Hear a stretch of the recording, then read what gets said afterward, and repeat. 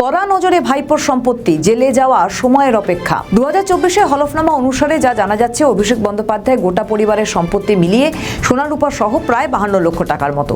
এর মাঝে কেটে গেছে 2 বছর, ফলে আর তার সম্পত্তির পরিমাণ কত বেড়েছে সেগুলো এখন উচ্চ। প্রায় 52 লক্ষ টাকার হিসেবটা 2024 সালে খোদ অভিষেক বন্দ্যোপাধ্যায় হলফনামায় জানিয়েছেন।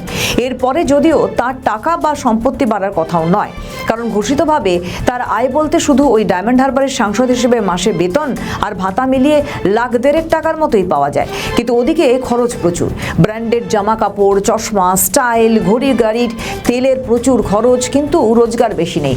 এবারে প্রশ্ন হচ্ছে, আসলে অভিষেক বন্দ্যোপাধ্যায় কতটা সম্পত্তি নিজের আর কতটা নিজের নয়? যে বাড়িতে অভিষেক থাকেন সেই বাড়ির মালিকানাও কি আদৌ তার? প্রশ্ন একাধিক, কিন্তু উত্তর নেই। কিন্তু যে হিসেব তিনি পেশ করে ফেলেছেন, ঘোষণা করে ফেলেছেন, সেগুলো আর মিথ্যে নয়। এদিকে মমতা বন্দ্যোপাধ্যায় মুখ্যমন্ত্রিত্ব চলে যাওয়ার পর এবার তার নতুন পেশা আইনজীবী। কিন্তু তার ভাইপো অভিষেক এবার কি করবেন? তার একটা MBA ডিগ্রি আছে বটে, তবে জানা যায় সেই ডিগ্রি এমন একটি কলেজ থেকে পাওয়া যে সেই কলেজ খোদ ঘোষণা করে জানিয়ে দেয় যে তারা MBA ডিগ্রিই দেয় না। এমনটাই সূত্র মারফত জানা যাচ্ছে। শিক্ষক নিয়োগ দুর্নীতি, কয়লা পাচার মামলায় তৃণমূল সাংসদ অভিষেক বন্দ্যোপাধ্যায়ের সম্পত্তি ও সংস্থা বরাবরই কেন্দ্রীয় তদন্তকারী সংস্থাগুলি অর্থাৎ ED, CBI এর কড়া নজরদারিতে রয়েছে।